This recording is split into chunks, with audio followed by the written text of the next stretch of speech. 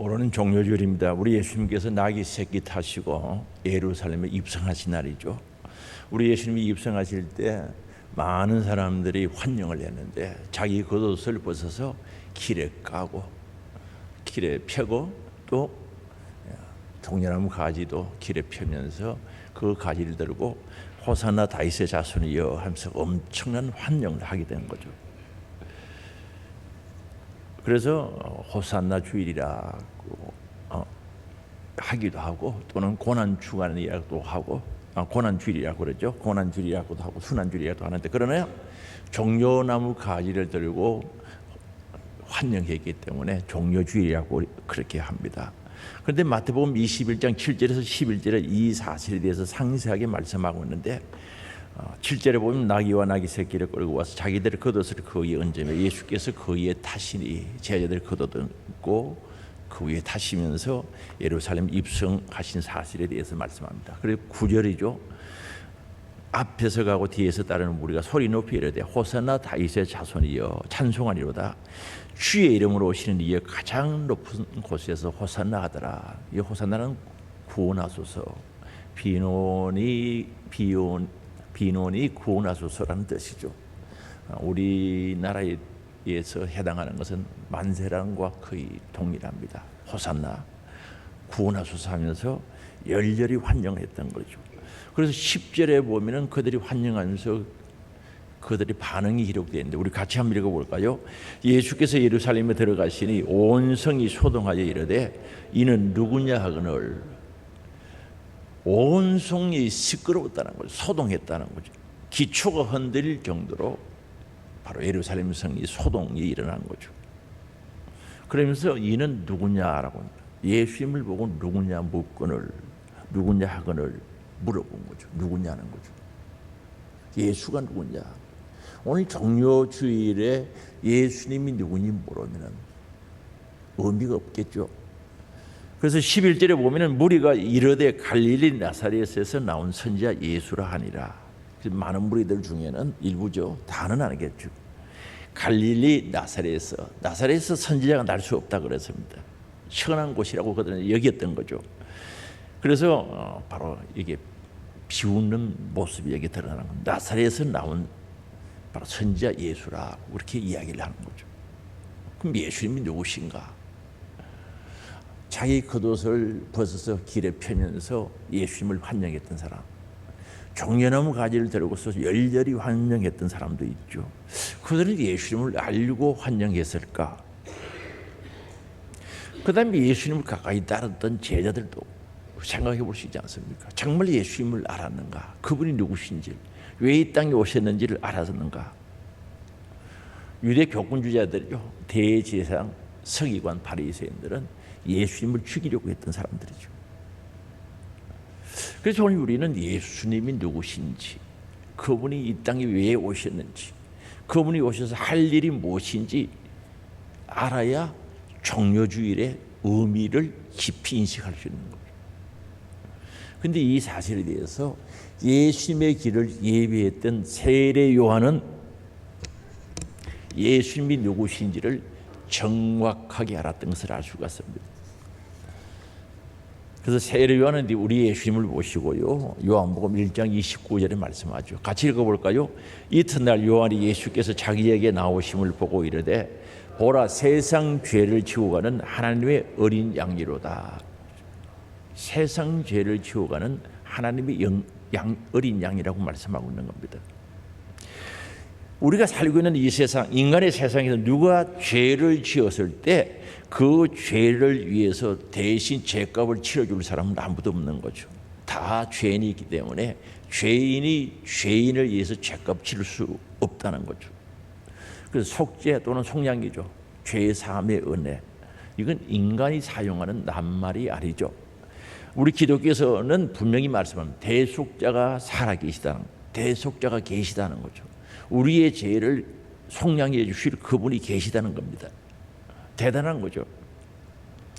우리 그리스도는 죄인의 죄를 대신 지고 형벌을 당하심으로 우리의 죄를 없이 해주셨어요. 사함받게 해주셨다는 거죠.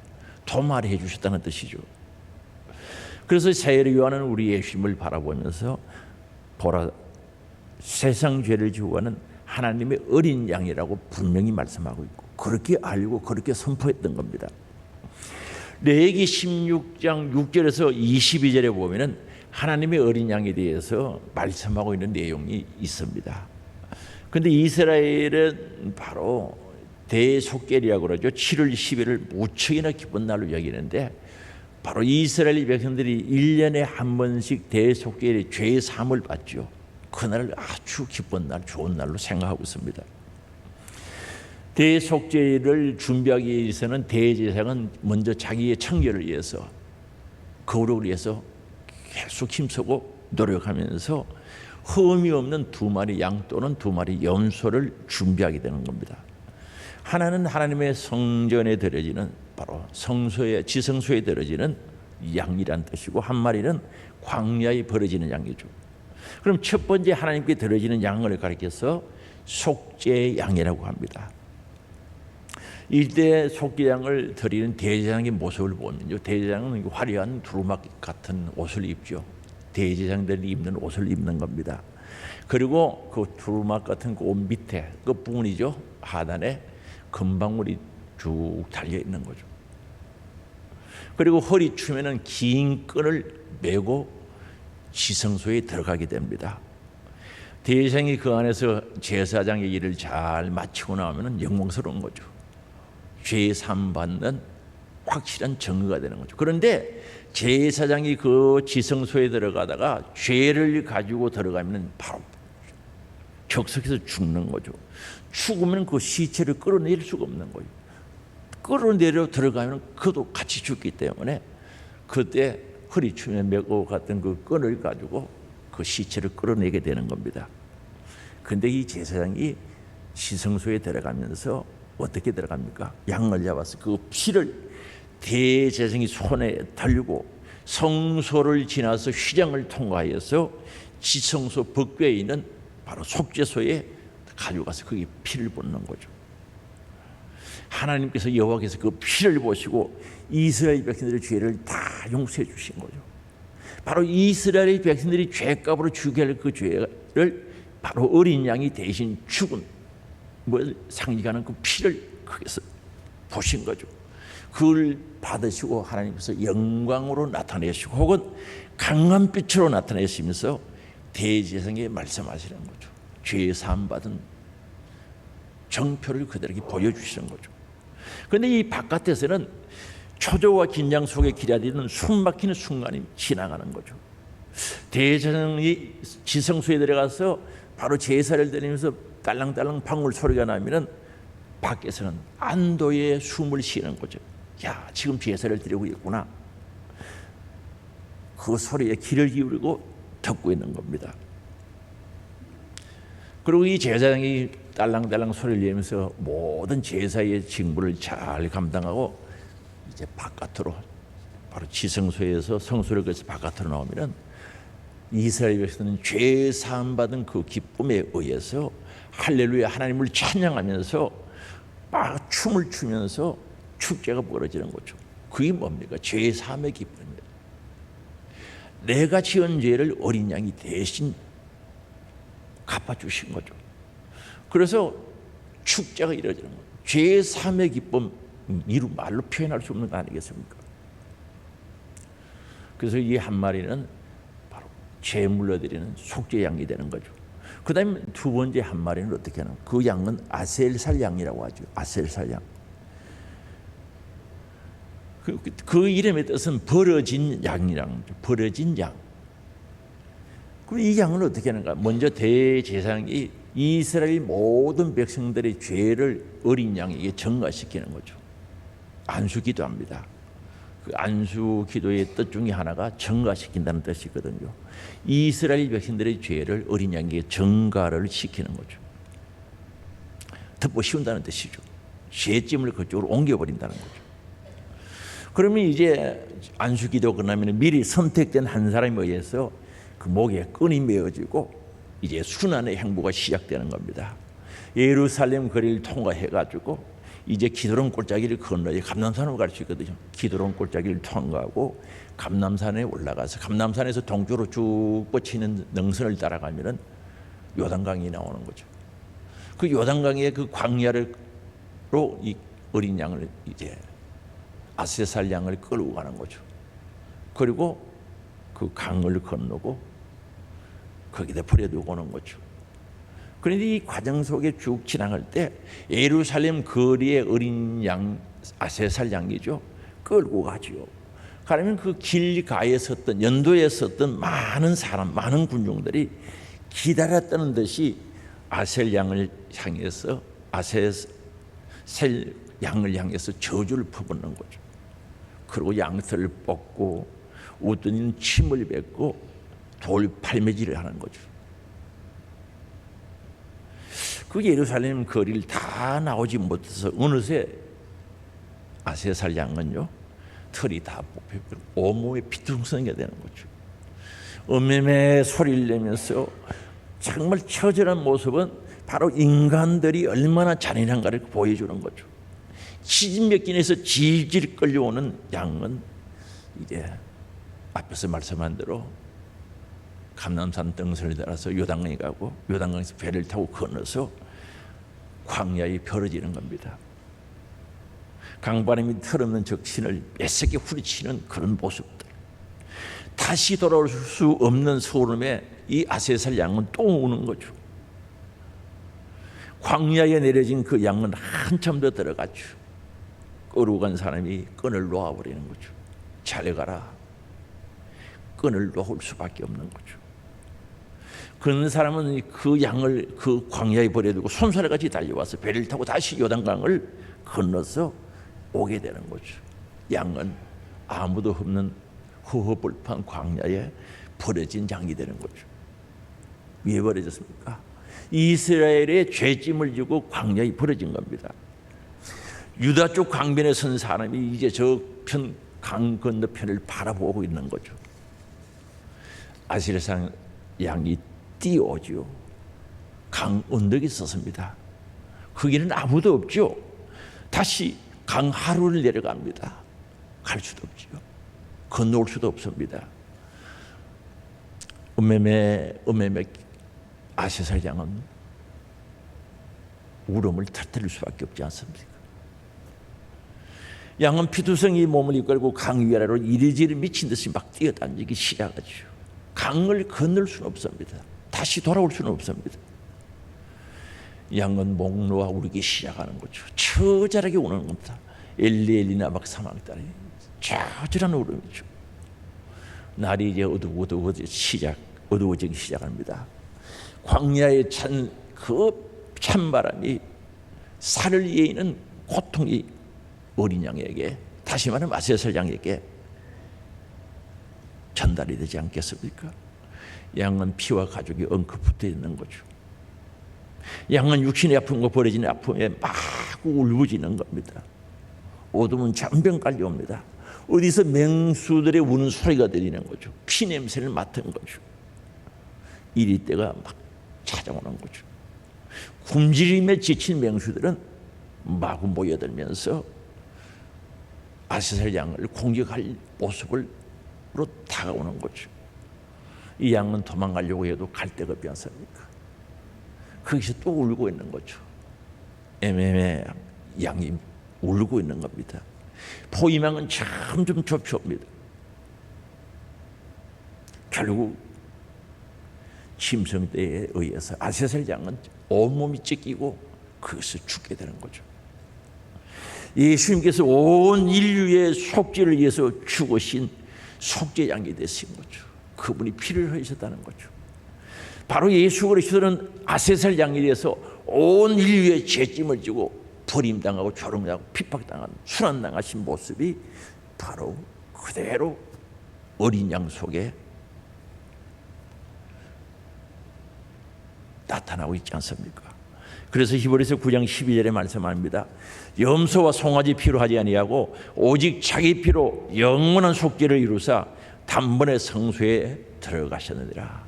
짐승이 피로 하지 않고 죄 없으신 예수님께서 자기 피로 단번에 성소에 들어가서 우리의 죄를 다 사함받을 수 있도록 은혜를 주시기 위해서 자기 피로 속죄의 제사를 드렸다는 것이 아니겠습니까?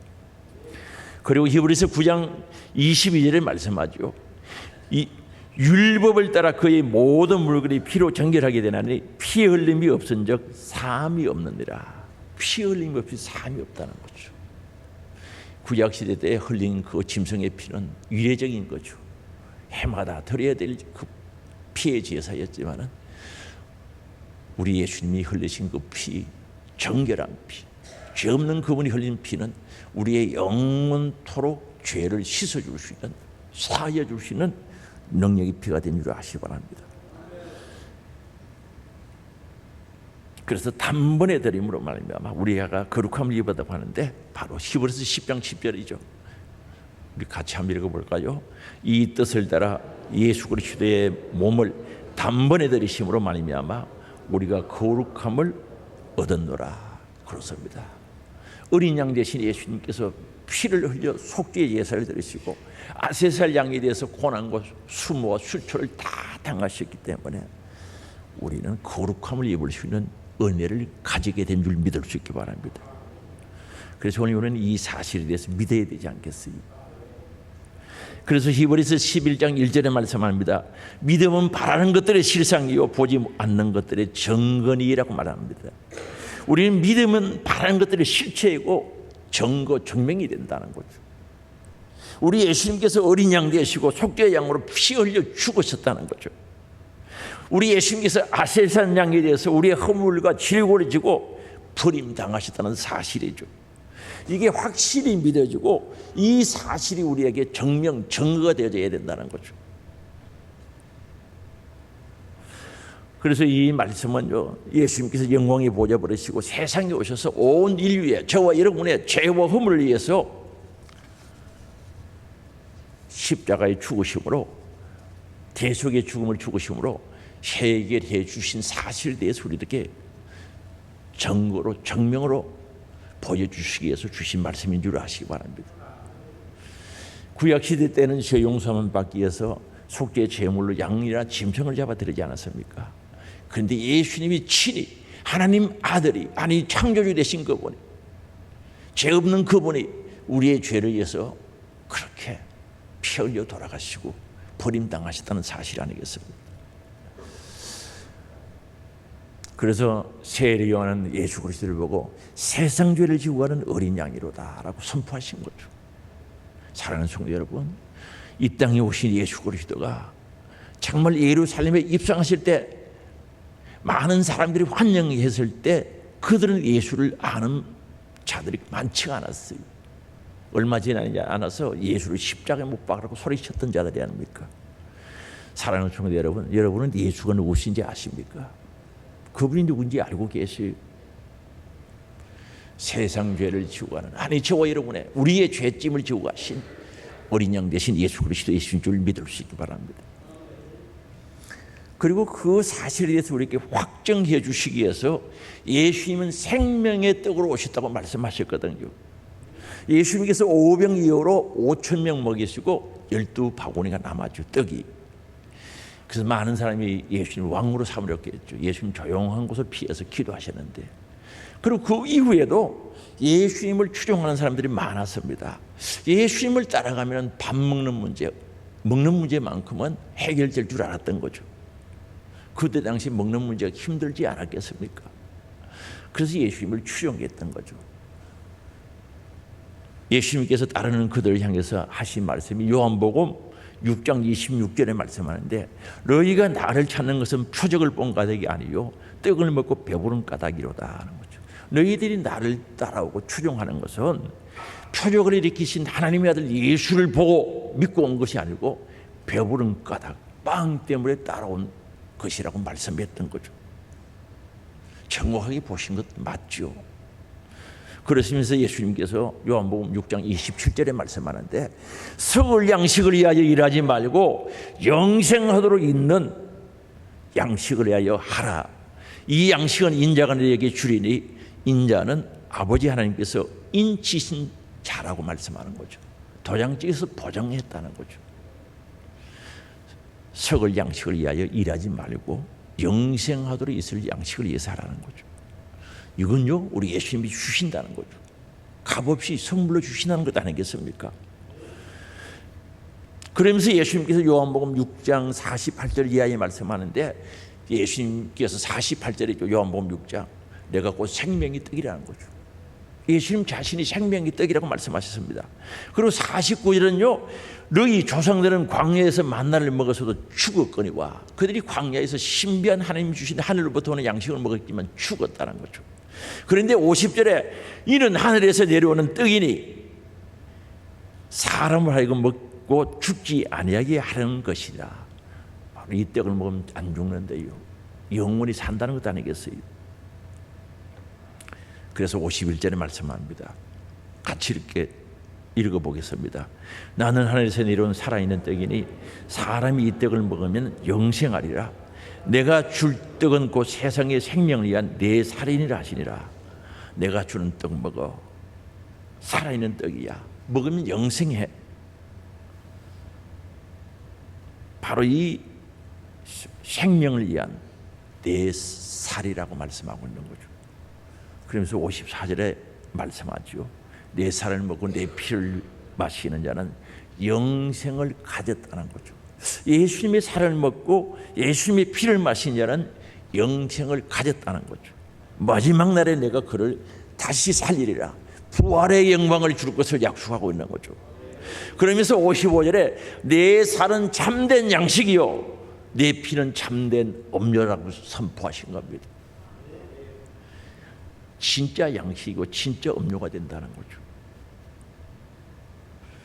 그래서 56절에 신비로운 말씀을 우리에게 주십니다. 내 살을 먹고 내 피를 마신 자는 내 안에 거하고 먹고 마신 자는 예수님 안에 거하고 나도 그의 안에 거하나니라고 말씀합니다. 그래서 예수님께서 먹고 마시라는 거죠. 내 살을 먹고 내 피를 마시라고 말씀하신 겁니다. 우리가 살을 먹고 피를 마신다는 것은 굉장히 중요하죠. 그래서 예수께서 내 살을 먹고 내 피를 마시는 자는 영생을 가졌고 마지막 날에 내가 다시 부활의 영광을 보여주겠다는 거죠. 참된 양식이고 참된 음료라고 그랬어요. 그런데 내 살을 먹고 내 피를 마신 자는 예수님 안에 거하고 예수님은 우리 안에 거한다는 거죠. 중요하지 않습니까? 요한계시록 3장 20절에 보면 우리 예수님께서 우리 마음문을 두드리는데 똑똑 두드리고 있죠. 너가 마음문을 열면 내가 들어가서 너와 더불어 먹고 마신다고 그랬어요. 그러면 여기에 내 안에 거하고 너희 안에 거한다는 이 말씀이 뭡니까? 하나가 된다는 거죠. 예수와 우리가 하나가 된다는 거죠. 연합이 된다는 사실을 말씀하고 있는 거죠. 그러면 우리는 생명, 예수님이 가진 영원한 생명을 가질 수 있다는 사실에 대해서 말씀하고 있거든요. 그래서 57절에는 나를 먹는 그 사람도 나로 말미암아 예수로 말미암아 살리라 하는 거죠. 예수와 연합되고 하나 되고 합일됨으로 말미암아 예수를 님을 믿는 자들은 예수의 영원한 생명을 가짐으로 나로 말미암아 살리라고 말씀하고 있습니다. 그리고 58절은 이 떡을 먹는 자는 영원히 살리라. 영원히 살아계신 예수님처럼 우리도 영원히 산다는 거죠. 살과 피는 히브리적 어법에 따르면 전인을 의미하는 거죠. 사람 그 사람의 전체를 가리키는 거죠. 살과 피는 그 사람 전체를 전인을 가리킵니다. 따라서 살과 피를 먹는 행위는 그리스도와의 온전한 연합을 가리키는 거죠. 온전한 연합 또는 합이라고 하죠. 합이라는 말은 두 이상의 서로 다른 것들이 합하여 하나가 되는 것을 합이라고 하는 거죠. 예수와 우리가 연합이 되고 합일이 된다는 거죠. 그래서 대속적인 죽음, 나의 죄를 위해서 십자가에서 고난당하시고 죽으신 그 죽음 자체를 믿음으로 받아들여라는 거죠. 쉽게 표현하면 밥을 먹듯이 음료수를 마시듯이 받아들여라는 거죠. 연합되도록 받아들여라는 거죠. 예수님은 영원한 생명을 가지고 계시는데 그 분을 내 안에 무엇이라는 거죠. 이 말씀 속에는 십자가의 구속의 신비가 들어가 있거든요. 고린도전서 1장 8절에 보면 이렇게 말씀합니다. 십자가의 도가 멸망하는 자들에게 미련한 것이요 구원을 받는 우리에게는 하나님의 능력이라고 말씀합니다. 십자가의 은혜, 십자가의 질, 예수님께서 십자가에서 살찌져 피 흘려 돌아가신 그 사건에 대해서 말합니다. 멸망하는 자들이 볼 때는 그게 미련해 보인다는 거죠. 뭐 죽어가지고 우리가 구원받겠어? 아주 미련해 보인다는 거죠. 그러나 그 사실이 믿어지고 예수 그리스도를 받아들임으로 주님과 합이 되고 연합이 되고 하나가 된 사람은, 구원받은 우리에게는 하나님의 능력이 되는 줄 믿을 수 있게 바랍니다. 그래서 즉 예수님의 십자가를 믿음으로 받아들이는 자들에게는 그 사실이 생명이 되지만은 이를 거부하는 자들에게는 생명이 없다는 뜻이죠.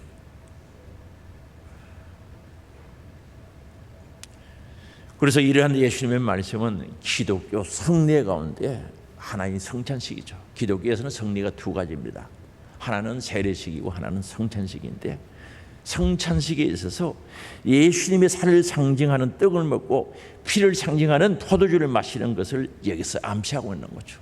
내 살을 먹어라, 내 피를 마시라는 것은 앞으로 있을 성찬식을 바라보면서 주신 말씀들이죠. 그런데 제자들은 이 말씀을 듣고 수군거렸던 거죠. 수군수군했다는 거죠. 너희들이 왜 수군거렸느냐? 그 말을 영적인 사건을 육적인 말로 받아들이니까 수군거릴 수밖에 없었던 것을 우리가 알 수가 있습니다.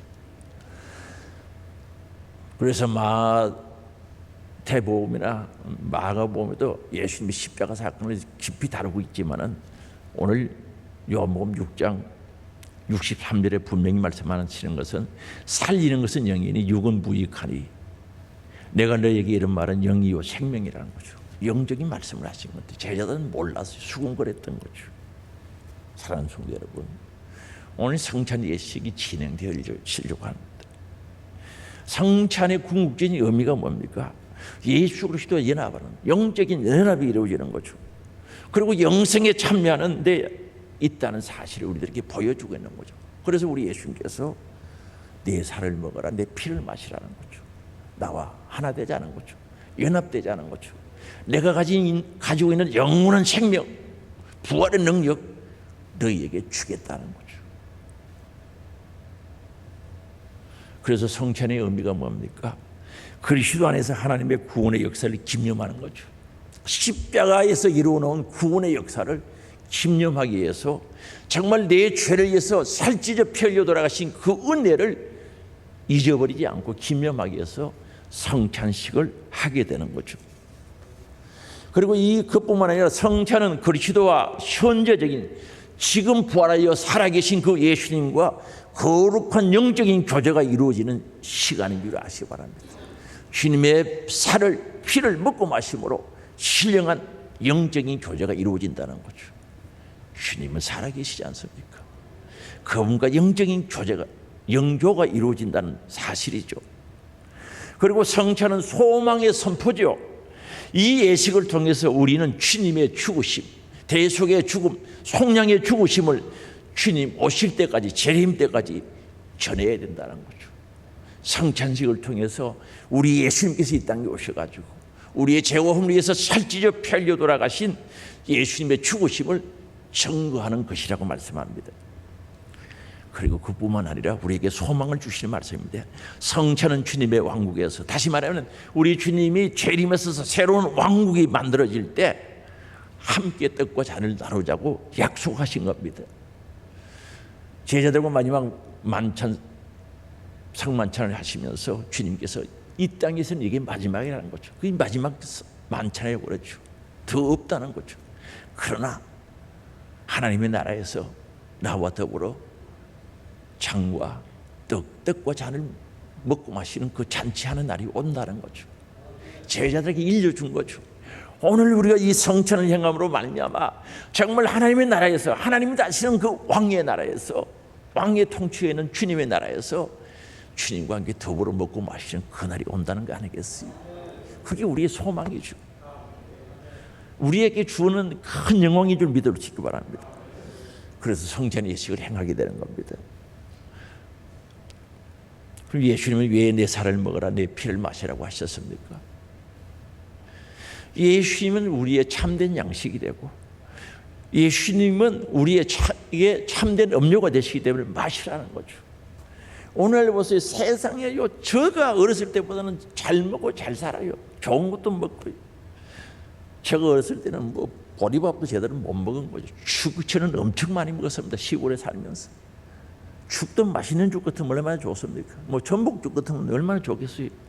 진짜 맛없는 시락죽에서부터 시작해서 조죽으로부터 해서 많이 먹었어요. 그런데 오늘날 살아가는 삶의 방식이나 양식이나 먹는 것들이 옛날 임금보다 훨씬 잘 먹는 것 같아요. 옛날 임금이 무슨 바나나 먹고 살았어요. 요즘 돈 조금 들고 가면요, 열대 과일이 뭐 차고 넘치는 거예요. 용가리부터 시작해서 온갖 열대 과일들이 다 있는 거예요. 그리고 여름 되어봐요, 얼음요, 그 맛있는 얼음도 마음대로 먹을 수 있어요. 석빙고에 있어도 그 오래 못 갔어요. 6월달까지도 제대로 못 간 걸로 알고 있어요. 한여름에 먹죠. 그런데 이 만난 것들을 뭐 대다수의 사람들이 먹을 수 있는 거죠. 그렇게 잘 먹고 잘 살 수 있는데 왜 이런 말들이 많이 나옵니까? 못 살겠네, 미치겠네, 답답하네, 죽어버려야 되겠네. 그런 말들을 많이 듣죠. 아니, 왜 그런 말이야? 그렇게 할 수밖에 없는 것은 아무리 과학이 발달되고 우리 삶의 환경이 좋아져도 잘 먹고 잘 살아도 진짜 참된 양식을 먹지 못해서 그런 거지.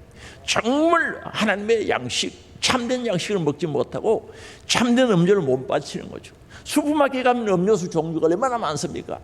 그 아무리 마셔도 안 되는 거죠. 참된 음료, 예수 그리스도를 먹고 마셔야 된다는 거죠. 그런데 그 참된 양식과 참된 음료 안에 뭐가 들었습니까? 죄 사함의 은혜가 있는 줄 믿을 수 있게 바랍니다. 죄 사함의 은혜가 있다는 거죠. 그뿐입니까? 세상에 속한 자들이 하나님의 자녀가 되는 소속이 달라지는 은혜가 들어가 있는 거죠. 그리고요, 죄의 종이었던 우리를 불러가지고 하나님 자녀 삼아 주셔서 하나님을 아버지라고 부를 수 있는 특권이 그 속에 있지 않습니까? 그리고 우리가 죄 지었을 때 철저히 회개하면 죄 용서해 주시고 우리를 용납하시고 사랑하시는 하나님의 사랑이 그 속에 있지 않겠어요? 온 인류를 사랑하고도 남을 수 있는 사랑이 그 음료 속에, 그 양식 속에 들어있다는 거죠. 그뿐입니까? 영생이 있고 천국이 있는 줄 믿을 수 있기를 바랍니다. 그래서 우리 주님은 내 살을 먹으라 내 피를 마시라고 한 겁니다. 당당하게 담대하게 이야기하는 거죠. 세상에서 가질 수 없는 천국과 영생이 있기 때문에, 부활의 영광이 있기 때문에 가지라는 겁니다. 우리가 영원한 생명을 가지고 부활의 영광을 가지기 위해서는 정말 예수 십자가 앞에 나와야죠. 대속의 죽음 앞에 나와 그 대속의 죽음을 나의 것으로 받아들이는 거죠. 2000년 전에 돌아가신 예수님은 오늘도 살아계시는 거죠. 부활하셔서 살아계시는, 우리와 함께 하시는 그분이 정명해 주시고 정거해 주시고 보정자가 되어 주시는 줄 믿을 수 있기 바랍니다. 그래서 오늘 우리는 먹고 마신다는 것은 연합하라는 거죠. 하나가 되라, 합일이 되라는 거죠. 오늘 주님과 하나 되는 은혜가 있기를 원합니다. 그래서 주님의 깊은 교제 속으로 들어가기를 원합니다. 이 땅의 최고의 행복은 살아계신 주님과 교제, 영적인 교통이죠. 그래서 오늘 우리는 신앙생활, 이 세상에 살아가면서 이 세상의 현실을 부인할 수가 없는 것이죠. 아무리 예수를 믿어 눈 떠보면 똑같은 세상은 바뀌지 않아요. 내가 주님과 영적인 교통 속에 살아가면 모든 세상이 새로워지는 줄 아시기 바랍니다. 내 심령이 새로워지면 새로워지는 거죠. 내 심령이 새로워지면 새 노래를 부를 수 있는 찬양대가 될 수 있고 우리가 될 수 있는 거죠. 오늘 주님과 깊은 영적인 교제 속에 정말 주의 나라가 이루어질 때, 주님이 통치하는 하나님의 왕국이 이루어질 때, 주의 나라, 주의 왕국이 이루어질 때 다시금 새롭게 되어지는 새 포도주와 새 떡으로 나누고 먹고 마실 그 주의 나라를 소망하면서 오늘 우리 성찬의 예식에 참여하며 복된 신앙생활, 승리하는 신앙생활이 되시기를 주의 이름으로 축복합니다. 기도하시겠습니다.